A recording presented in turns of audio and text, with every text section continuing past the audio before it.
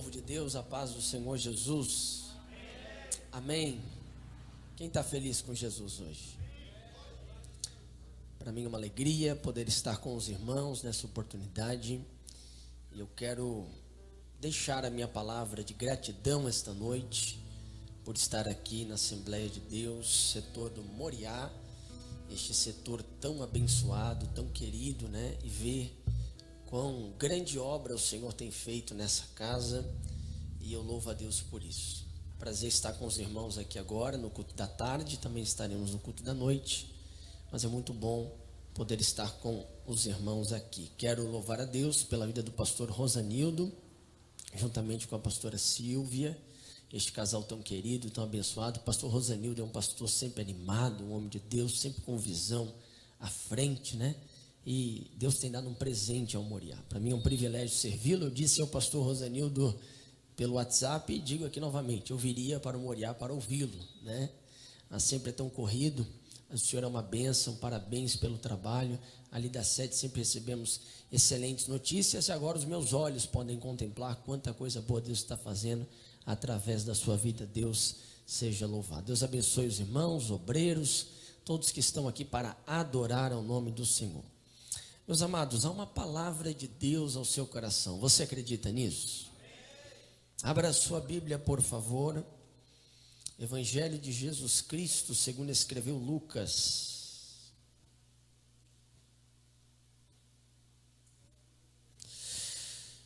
Lucas capítulo de número 15. Glória a Deus. Obrigado. Evangelho de Jesus Cristo, segundo escreveu Lucas, capítulo de número 15, versículo de número 12. Lucas capítulo 15, versículo de número 12. Lucas capítulo 15, versículo 12, o texto, na minha versão bíblica, João Ferreira de Almeida, revista e corrigida, diz assim: E o mais moço disse ao pai: Dai-me, diga comigo, dai-me a fazenda que me pertence. E ele repartiu por eles. E poucos dias depois, diga comigo, poucos dias, diga depois, o filho mais novo, ajuntando tudo, partiu para uma terra longínqua. Diga comigo, terra, diga longínqua. E ali desperdiçou toda a sua fazenda, vivendo dissolutamente. E havendo ele gastado tudo, diga comigo, gastado tudo, houve naquela terra grande fome, e começou a padecer necessidades. E foi e chegou-se a um dos cidadãos daquela terra, o qual o mandou para os campos apacentar os porcos, e desejava encher o seu estômago com as bolotas que os porcos comiam, e ninguém lhe dava nada. E caindo em si, diga comigo, caindo em si, disse: Quantos trabalhadores de meu pai têm abundância de pão, e eu aqui pereço fome? Levantar-me-ei, diga levantar-me-ei, irei ter com meu pai, dir-lhe-ei: Pai, pequei contra os céus e contra ti, e já não sou digno de ser chamado teu filho, faze-me como um dos teus trabalhadores. Versículo 22. Mas o pai disse aos servos: Trazei depressa a melhor roupa, vestilho, põe-lhe um anel na mão e sandália nos pés, e trazei-lhe o bezerro cevado, matai-o, comemos e nos alegremos. E você diz amém. Tome o seu assento, por favor. Muito obrigado. Meus amados irmãos, eu quero aqui esta noite, com esse texto base do capítulo de número 15, versículo de número 12 do Evangelho de Jesus, segundo escreveu Lucas, conversar com vocês aqui essa noite sobre caminhos. Você pode repetir? Diga comigo, caminhos. Diga bem forte, diga caminhos. Quando eu falo caminho, eu falo de destino. Quando eu falo de caminho, eu falo de rota. Quando eu falo de caminho, eu falo de direção. A Bíblia diz no capítulo 14 de Provérbios, versículo 12, que há caminhos que para o homem parecem ser direito, mas o final deste caminho pode ser um final de morte. Quem nunca aqui nunca ouviu a famosa frase, todos os caminhos levam a Deus? Essa frase é uma frase do senso comum, mas essa frase não está na Escritura e não é uma frase bíblica, porque no mundo espiritual só existem dois caminhos que nós podemos seguir. Quantos caminhos? O primeiro caminho é o caminho em direção a Deus. O segundo caminho é o caminho para longe de Deus. Não há um terceiro caminho, não há uma terceira opção, não há uma terceira avenida, se eu posso assim dizer, não há um terceiro destino. Todo caminho leva a um único destino no que diz respeito à nossa vida espiritual. E a minha oração é que você, após esta mensagem, pergunte ao seu coração: qual caminho eu estou seguindo? Porque se você perguntar ao seu coração esta noite qual caminho você está seguindo, você então vai descobrir em que destino você irá chegar. Ou você está se aproximando de Deus, ou você está distante e se distanciando do Senhor. E a minha oração com essa mensagem, se você esquecer tudo que for pregado, tudo que for ensinado, tudo aquilo que nós colocamos mediante a palavra de Deus diante de você, que você possa lembrar apenas de uma frase. A minha oração é que você lembre desta frase: qual caminho eu estou seguindo? Nós lemos aqui esta noite uma história muito conhecida, a famosa parábola do filho pródigo, ou melhor conhecida como parábola do pai amoroso. A bem da verdade é que esta parábola tem três personagens principais. O primeiro personagem, e aquele que eu chamo de protagonista dessa história, é o pai, representando o próprio Deus. E os outros dois personagens são os dois filhos. Mas nesse início de noite, ainda nesta tarde, eu gostaria de focar com vocês apenas em uma parte dessa parábola no que diz respeito àquilo que a Bíblia, ou aquele que a Bíblia chama de filho mais moço. Porque dentro desta parte da história, a qual nós acabamos de ler, eu percebo na vida deste jovem, na parábola que Jesus registra, um caminho que ele tomou para longe do pai. E nesta mesma parábola, eu observo e analiso e vejo que distante do pai, ele toma um caminho de volta para a casa do pai.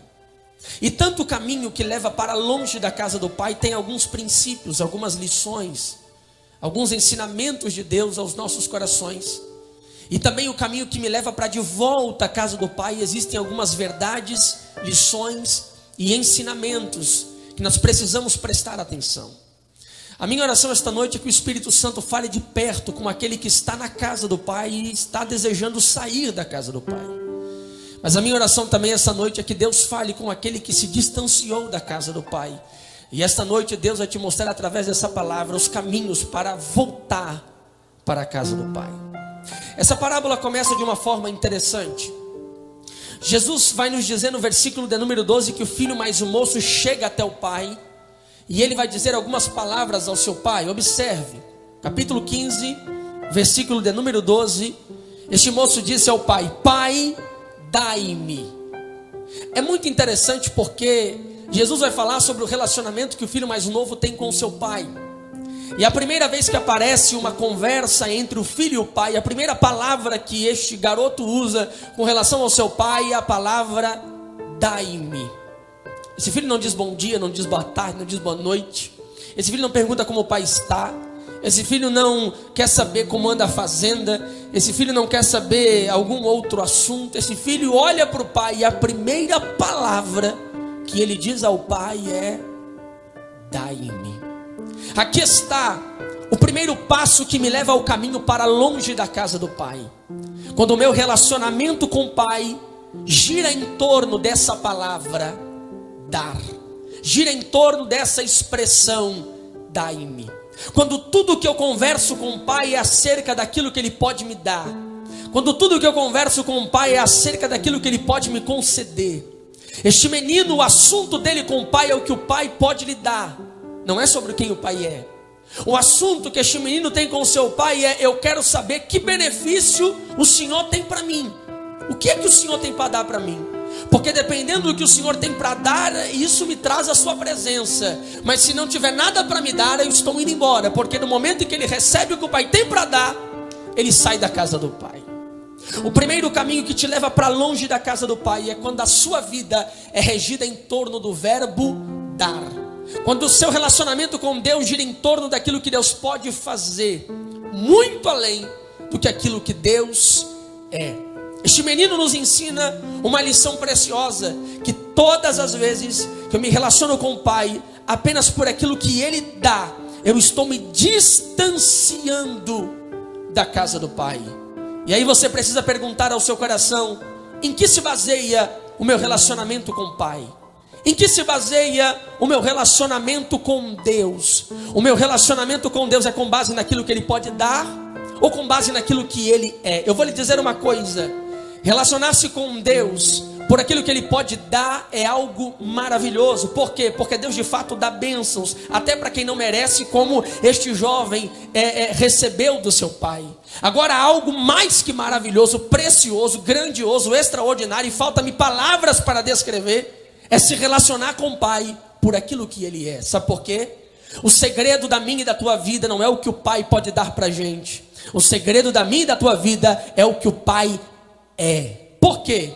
Quando o Pai deu algo para este garoto, o texto diz que ele vai para longe da casa do Pai, e algum tempo depois ele perde tudo. Porque o segredo da vida dele não era o que o Pai tinha para dar, mas era a presença do Pai. Porque se o Pai te der e sair de você e ficar longe de você, tudo que Ele te deu um dia termina, um dia acaba. Mas quem está na presença do Pai, hoje tem, amanhã tem, semana que vem tem. Porque o segredo da minha vida não é a providência. O segredo da minha vida é que eu amo o provedor. E pode me faltar a providência, mas enquanto eu tiver o provedor na minha vida, enquanto o Pai estiver na minha vida, eu terei absolutamente tudo o que eu preciso na minha vida. Como é o seu relacionamento com Deus, gente? Tá tão sério esse negócio de se relacionar com o Pai apenas por aquilo que Ele pode dar, que uma grande bênção que nós temos na Bíblia é chamada oração. Oração hoje virou sinônimo de petição. Já viu? Vamos orar, vamos pedir alguma coisa de Deus. Vamos orar. Eu esses dias falei, a gente cuida do culto de manhã de celebração na sede. Eu disse: gente, para de extorquir Deus. Deus não vai te aguentar por muito tempo, não. Você vai orar, tudo que você sabe pedir, ou tudo que você sabe fazer, melhor dizendo, é pedir, pedir, pedir, pedir, pedir. E Jesus, o verbo que se fez carne, Deus entre os homens, segundo Colossenses 1,15, a imagem do Deus invisível, quando foi ensinar sobre oração, como que Ele ensinou? Mateus capítulo 6, versículo 9. Quero ver quem é de Bíblia agora. Ele disse: Pai nosso que estás nos... Que mais? Santificado seja o teu. Venha a nós o teu. Seja feita a tua. Aqui na terra como no... O pão. Olha que interessante. Jesus, quando vai ensinar sobre oração, a oração do Pai Nosso, cada estrofe dessa oração tem uma lição especial. Tanto que para Jesus o importante não é repetir a oração do Pai Nosso, mas é repetir o princípio da oração do Pai Nosso. A oração começa dizendo Pai. Por que Pai? Pai fala de um Deus próximo. Qual é a maior referência de proximidade para um filho? É o Pai, ou pelo menos deveria ser. Infelizmente, muitos pais não deram exemplo e não tem essa referência.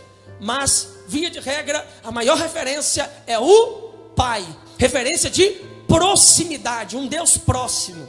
E Ele diz: o Pai não é meu, o Pai é nosso. Ou seja, eu tenho irmãos, eu não estou sozinho. Olha a oração ensinando pra gente. Primeiro, relacionamento com Deus próximo. Segundo, um Deus que não é só meu, um Deus que também é dos meus irmãos, que está nos céus. Se a primeira frase ou a primeira palavra da oração me ensina de um Deus próximo, a segunda estrofe me ensina de um Deus que é tão poderoso que Ele não se segura na terra. Esse Deus está nos céus. É um Deus grande, distante, está longe no que diz respeito ao seu poder.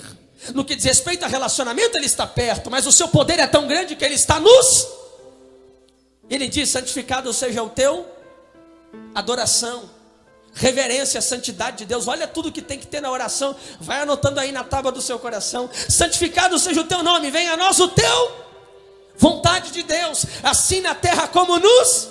Vontade plena, vontade aqui, vontade lá, vontade perto, vontade longe, vontade plena de Deus. Aí depois que orou tudo isso, aqui vem a petição: o pão nosso de cada dia. Olha quanta coisa, pastor Rosanildo, Jesus ensina a orar antes de pedir. Olha quanta coisa que Jesus me ensina a falar antes de pedir. Olha quantos princípios há na oração e que o cristão deve estabelecer no seu relacionamento com Deus antes de pedir. Mas infelizmente, a nossa oração, gente, quer passar vergonha? Pegue seu gravador e grave a sua oração e vai ouvir depois. E anote proporcionalmente quantos minutos você passa pedindo e quantos minutos você passa adorando, exaltando a santidade de Deus, pedindo a vontade de Deus, reverenciando que Ele está nos céus, ou adorando pelo relacionamento próximo que você tem com Ele. E todas as vezes que você toma este caminho, esse texto está nos ensinando que todas as vezes que eu olho para Deus como se fosse um banco, como se fosse apenas alguém que eu posso retirar, eu estou tomando o caminho que me leva para longe da casa do Pai. Segundo passo que me leva para longe da casa do Pai, esse menino diz: Pai, dai-me a fazenda que me pertence. E ele repartiu por eles. O texto diz que ele pediu a sua herança. E aqui tem uma lição tremenda, porque pedir a herança aqui não tem só a implicação de tirar a riqueza do pai. Não. Quando este moço está pedindo a herança do pai, ele está ferindo a honra do pai. Porque, gente, em que momento que se dá a herança? Em que momento? Na morte de alguém. Quando este menino diz herança, ele não está falando só sobre dinheiro ou sobre riquezas. Ele está estabelecendo um distanciamento do pai. Ele está dizendo: Pai, dai-me a minha herança, porque a partir de hoje eu quero viver como se o Senhor não existisse mais. A partir de hoje eu quero estabelecer uma ruptura. A partir de hoje o Senhor não existe mais para mim. Dai-me a minha herança. Este é o segundo caminho que me leva para longe da casa do Pai, ou o segundo passo que me leva para longe da casa do Pai. Quando eu vivo a minha vida como se Deus não existisse. Quando eu quero viver a minha vida como se eu não fosse guiado por Ele. Quando eu quero viver a minha vida como se a regência dEle não estivesse mais sobre a minha vida. E eu vou lhe dizer uma coisa: nós estamos vivendo a época dos ateus práticos. O que é um ateu prático? O ateísmo prático, no que diz respeito ao nosso contexto. Ninguém aqui é disposto a dizer, eu acredito pelo menos, que Deus não existe, que Deus não é rei, que Deus não é Senhor. Todo mundo canta, todo mundo adora. Mas na prática, no dia a dia, na hora do trânsito, na hora dos negócios, na hora do matrimônio, na hora de estabelecer um relacionamento no namoro, na hora de criar vínculos na sociedade, é como se Deus não existisse. Não há o princípio do pai neste casamento. Não há o princípio do pai na hora do namoro. Não há o princípio do pai na hora dos negócios. Ele diz: uma coisa é o pai, outra coisa é minha vida. É viver como se o pai não existisse. É pedir a herança do pai. Só que eu vou lhe dizer uma coisa. Eu lhe faço duas perguntas essa noite. O dia que esse garoto pediu a herança do pai, como que este filho ficou sem o pai? E a segunda pergunta que eu lhe faço é: como o pai ficou sem o filho? Vamos ver quem saiu perdendo? O filho sem o pai. O texto diz: gastou tudo, passou necessidade e teve fome. O filho sem o pai não sobrevive. O filho sem o pai morre. O filho sem o pai passa necessidade. E o pai sem o filho? O Pai continua Senhor, continua Pai, continua poderoso, continua grande, continua Senhor. É por isso que quando o filho pede a fazenda, o pai não faz greve, o pai não discute, o pai não faz chorar, o pai não se desespera, porque quem está perdendo aqui não é o pai. Quanta gente que sai do governo do pai e diz: eu estou ganhando, aqui o pai não manda, aqui quem comanda sou eu, aqui são os meus negócios, aqui é minha vida, aqui é minha casa, aqui é minha história. E você acha que o pai está perdendo? Não, quem está perdendo é você. Porque o pai, você sem o pai, é um derrotado, fracassado e fadado à derrota. Mas o pai sem você continua soberano, continua poderoso, continua sendo Deus. Então esta noite, não peça herança, não saia do governo do pai. Diga: sobre os meus negócios quem comanda é o pai, sobre o meu matrimônio quem comanda é o pai, sobre o meu namoro quem comanda é o pai, sobre a minha vida quem comanda é o pai, sobre a minha história quem comanda é o pai. Eu não vou pedir a herança, porque eu sei que o pai não morreu, o pai continua pai, o pai continua poderoso, o pai continua grandioso. Eu estou debaixo do governo.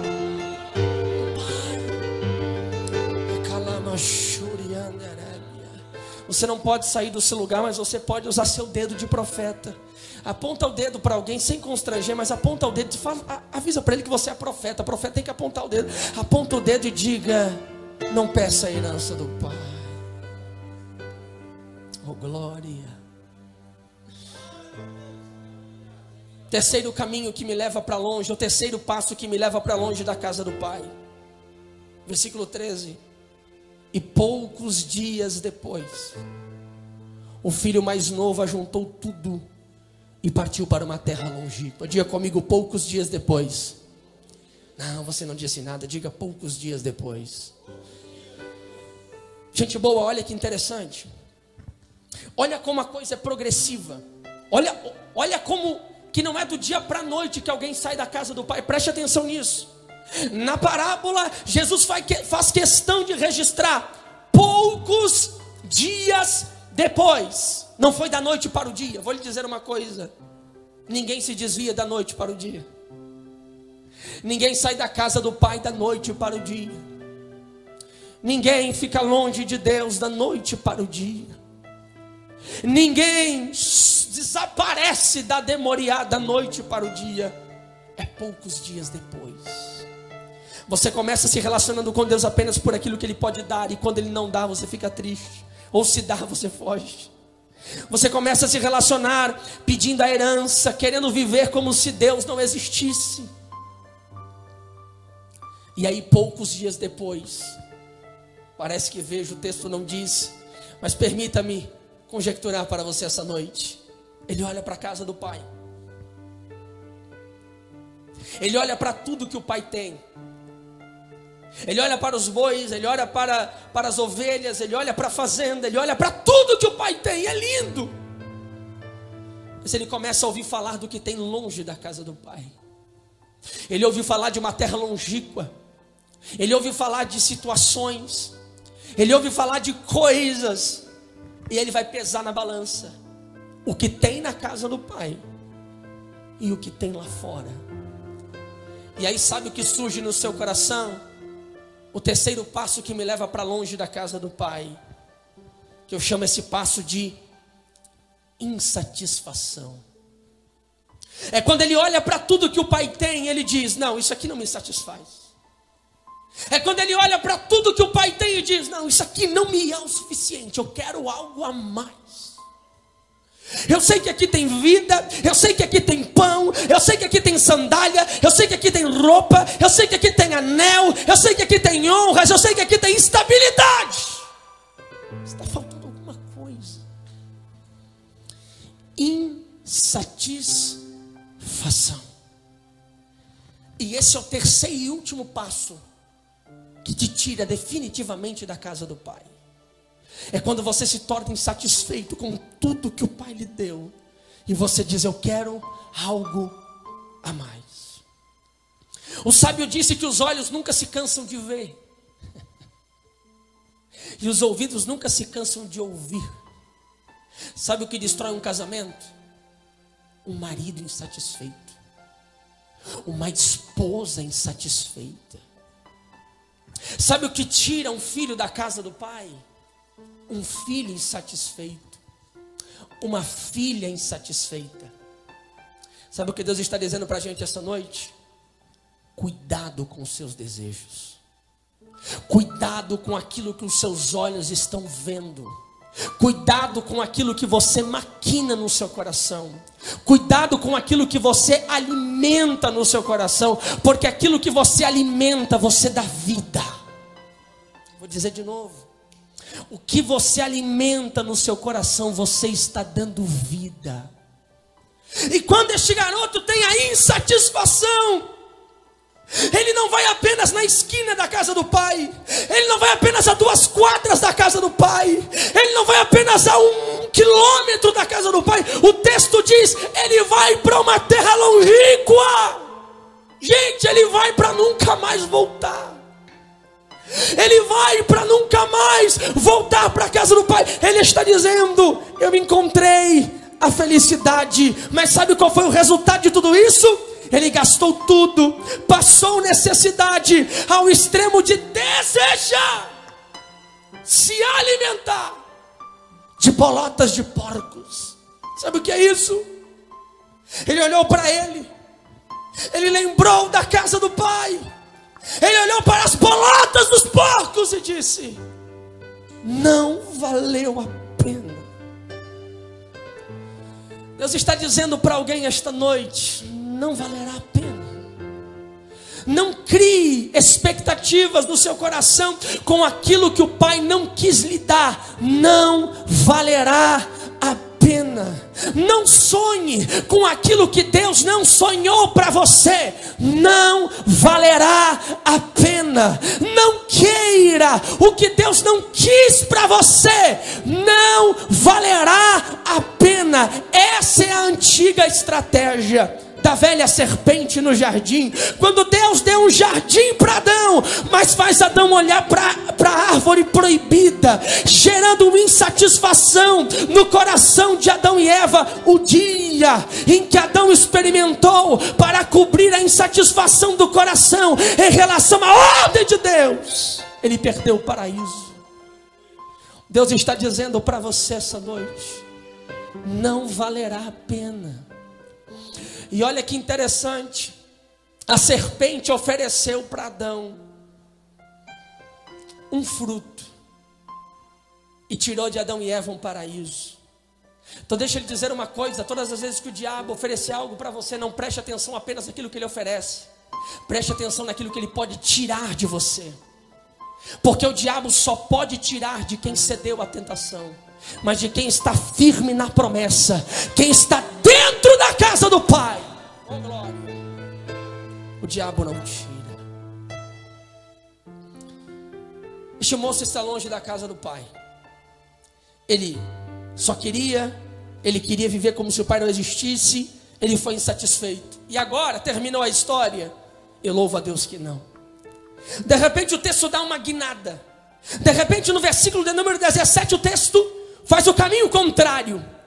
Se do versículo 12 ao versículo de número 16, e agora eu vou ter que falar um pouco mais rápido, me acompanhe por favor, para a gente cumprir o horário, que ainda tem muita gente para receber uma palavra esta noite. Se do versículo 12 ao versículo 16, o texto está nos ensinando o caminho que leva para longe da casa do Pai. A partir do versículo 17, o texto começa a nos ensinar o caminho que levou este moço de volta para a casa do Pai. Rapidamente, quem quer me ouvir, diga amém. O texto diz no versículo 17: e caindo em si, diga comigo, caindo em si. Diga forte, caindo em si. A versão bíblica viva diz: voltando ao seu juízo, caindo em si. O que ele vai dizer quando ele caiu em si. Ele vai dizer no 18: Pai, pequei contra os céus e perante ti. Preste atenção, quem me ouve diga amém. Caindo em si, voltando ao seu juízo. Por que o texto diz caindo em si, voltando ao juízo? Porque é assim. Quem cede à tentação sai do seu juízo. Sai do seu juízo. Sai do seu juízo. Mas o texto diz que em algum momento ele cai em si. Ele recobra o juízo. Ele presta atenção de onde ele está. E a Bíblia diz que ele resolve dizer: Pai, pequei contra ti. Sabe o que é isso? Reconhecimento. O primeiro caminho que me traz de volta para a casa do Pai é o caminho do reconhecimento. Não das desculpas, viu? Reconhecimento. Quer voltar para a casa do Pai? Abandone as desculpas. Reconheça. Esse garoto diz: Pai, pequei contra ti. Não, eu não quero dar desculpa. Eu até teria alguns motivos, porque eu tinha curiosidade, eu queria saber como era, mas a bem da verdade é que eu pequei. Eu não precisava sair da tua casa. Reconhecimento. Sabe por que tem gente que volta e vai e volta e nunca para? É um vai e volta. Domingo é de Jesus, segunda é do capeta, terça é do Espírito Santo, quarta-feira é do Satanás. Sabe por quê? Porque ele volta, mas volta com desculpas. Volta, mas volta dizendo: eu pequei mais, olha o marido que eu tenho. Eu errei mais, olha a mulher que eu tenho. Eu pequei mais, olha os pais que eu tenho. Eu pequei mais. Deus está dizendo: para. Porque os nossos primeiros pais nos ensinaram isso. Adão, eu não estou falando sobre o seu pai materno, estou falando sobre o pai da raça humana, Adão e Eva. Adão, quando peca, Deus diz: Adão, por que tu fez isso, cara? Qual foi a resposta de Adão?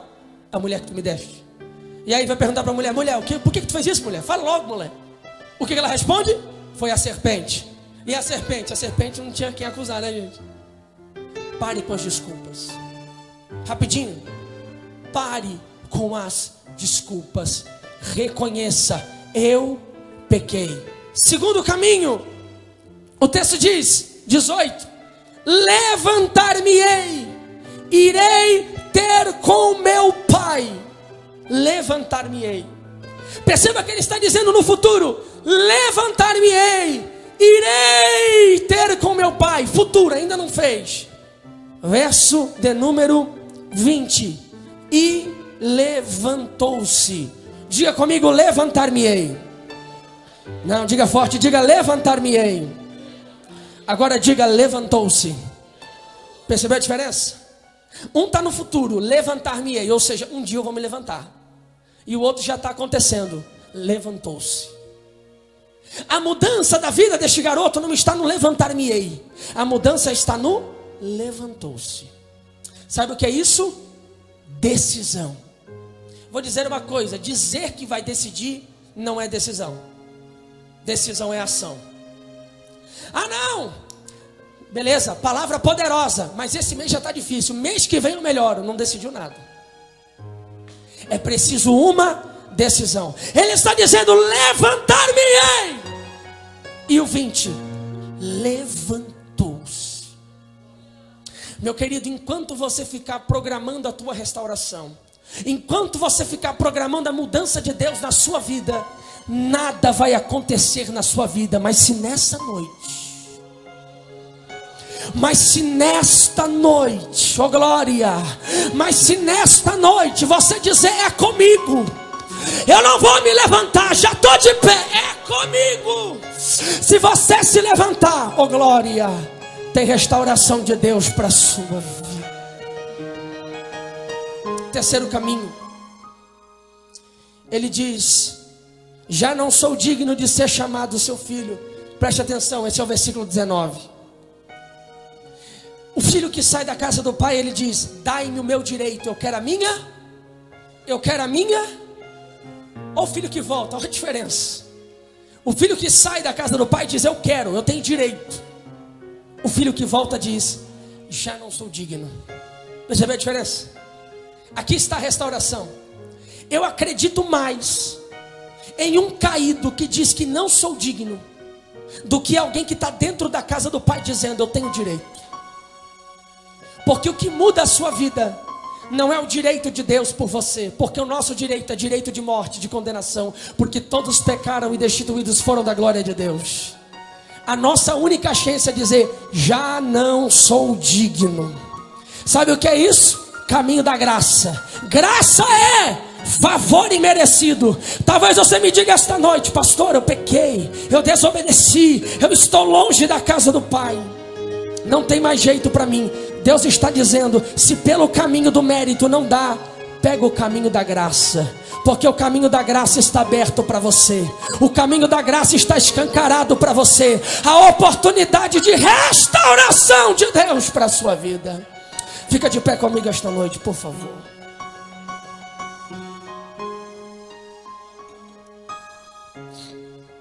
Longe da casa do Pai, este menino passa fome. Longe da casa do Pai, este garoto passa necessidade. Longe da casa do Pai, este garoto passa por situações terríveis. E ele se lembra: na casa do Pai, até os empregados comem pão. Olha que interessante isso. Na casa do Pai, até os empregados comem pão. Olha que paralelo interessante. Ele está com fome, ele está passando necessidade, mas na casa do Pai ainda tem abundância, ainda tem pão. Talvez você me diga essa noite: eu já gastei tudo, eu não tenho mais nada. Mas eu tenho uma palavra de Deus para você essa noite. Se você pegar o caminho do reconhecimento, da decisão e o caminho da graça, Deus está dizendo para você: ainda tem pão na casa do Pai, ainda tem providência na casa do Pai. O texto diz que o Pai vai lhe dar roupa, anel e sandália. Ei, você vendeu o seu anel, mas tem anel na casa do Pai ainda.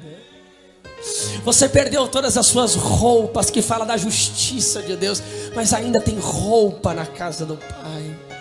Oh, você distante do Pai perdeu as suas sandálias, mas eu tenho uma palavra de Deus para você: ainda tem sandálias na casa do Pai. A casa do Pai continua a mesma, o Pai continua tendo pão, o Pai continua tendo vida, o Pai continua tendo provisão. Então volta. Feche os seus olhos.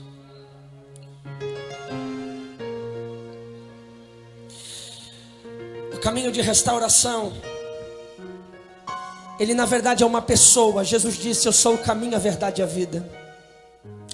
O caminho é Jesus.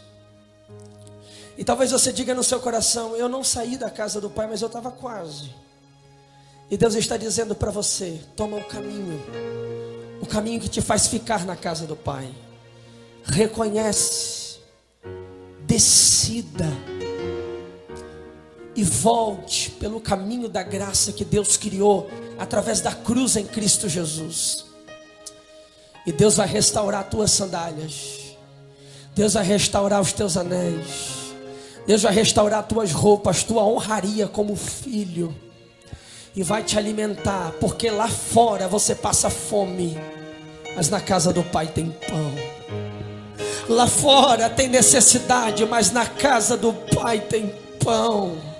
Lá fora tem escassez, mas na casa do Pai tem pão. Ó Deus, eu oro esta noite pelo teu povo que ouviu esta mensagem, creu na tua palavra. Meu Deus e meu Pai, toda a autoridade está na tua palavra. Eu clamo esta noite para que o Senhor toque a tua igreja, toque ao teu povo e nos ajude a decidir pelo caminho que nos traz para perto de ti.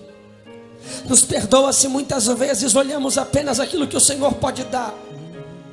Nos perdoa se muitas vezes nos relacionamos apenas por aquilo que o Senhor pode fazer.